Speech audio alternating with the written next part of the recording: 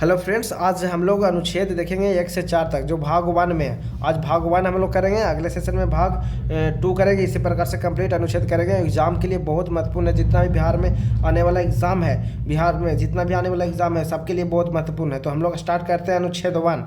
अनुच्छेद 1 करते हैं। जो अनुच्छेद 1 में क्या है, भारत अर्थात इंडिया, भारत ही है जो इंडिया है, जो राज्यों का संघ है, मतलब यूनियन ऑफ स्टेट्स है, मतलब स्टेट का यूनियन है, ठीक ना, स्टेट्स का यूनियन है। तो यूनियन में एक बार जो भी कोई राज्य शामिल हो जाता है तो उससे फिर अलग कभी नहीं होगा, ठीक। फिर अगला देखते हैं कि फेडरेशन मतलब भी संघ होता है, यूनियन मतलब भी संघ होता है। तो इंडिया क्या है, यूनियन है, फेडरेशन नहीं है। यूनियन एग्जाम में आता है, इंडिया क्या यूनियन है, यूनियन ऑफ स्टेट्स है, ठीक।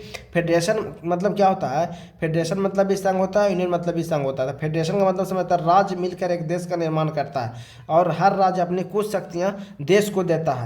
इससे कोई भी राज्य अलग हो सकता है। तो फेडरेशन से कोई भी राज्य अलग हो सकता है, लेकिन यूनियन से राज्य अलग नहीं हो सकता है, ठीक। यूनियन, इससे राज्य कभी भी अलग नहीं हो सकता है। अमेरिका एक फेडरेशन है और भारत एक यूनियन है, ठीक। अमेरिका एक फेडरेशन है और भारत एक यूनियन है। तो अमेरिका से राज्य अलग अलग हो सकता है, लेकिन भारत से कोई भी राज्य अलग नहीं हो सकता। अनुच्छेद 2 क्या कहता है कि अगर संसद को यह अधिकार है कि भारत के बाहर कोई देश है तो, या कोई एरिया है, कोई क्षेत्र है जो भारत में मिलना चाहता है, उससे मतलब मिलना चाहता है तो उसे संसद द्वारा मिलाया जा सकता है अनुच्छेद 2 के तहत, ठीक। उसे संसद द्वारा मिलाया जा सकता है अनुच्छेद 2 के तहत, ठीक ना। जैसे विदेश, इस अनुच्छेद 2 का मतलब खाली समझिए कि विदेशी राज्य को भारत में मिलाना संसद द्वारा, ठीक।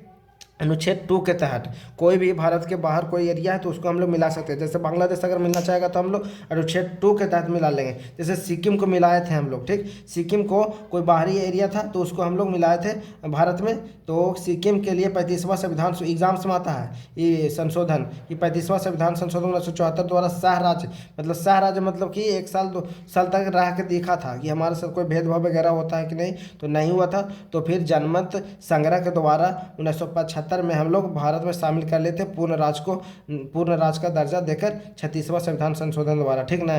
तो 22वां राज्य बना था। अब फिर हम लोग अनुच्छेद 3 में देखते हैं कि अनुच्छेद 3 में कहता है कुछ कि भारत के अंदर जितना भी राज्य है, कोई भी एरिया को अगर बदलना चाहते हैं, उसको कोई राज्य का नाम चेंज करना चाहते हैं, कोई जिला का नाम चेंज करना चाहते हैं, अगर जिला को बढ़ाना चाहते हैं, घटाना चाहते हैं, तो वर्तमान राज्य में नाम सीमा क्षेत्र में परिवर्तन के लिए तो अनुच्छेद 3 के तहत करेंगे, ठीक। संसद भारत के किसी भी राज्य के नाम सीमा क्षेत्र आदि में परिवर्तन कर सकती है और राष्ट्रपति की अनुमति नहीं जरूरी है। अनुच्छेद 1, 2, 3 में कोई भी राष्ट्रपति की अनुमति जरूरी नहीं है अनुच्छेद 3 में, ठीक। जैसे कि मध्य प्रदेश से छत्तीसगढ़ अलग हुआ था तो न्यू राज्य बना था तो अलग हुआ।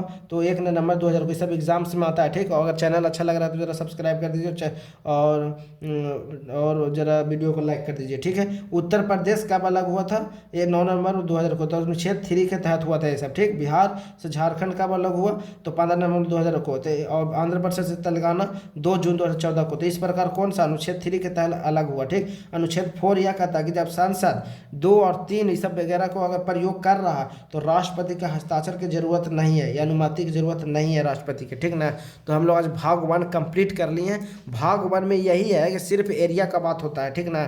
तो हम लोग भाग 1 कर लिए। अगला सेशन में भाग 2 करेंगे। इस प्रकार से कंप्लीट हम लोग अनुच्छेद कर लेंगे, ठीक। आज यही वीडियो को समाप्त करते हैं।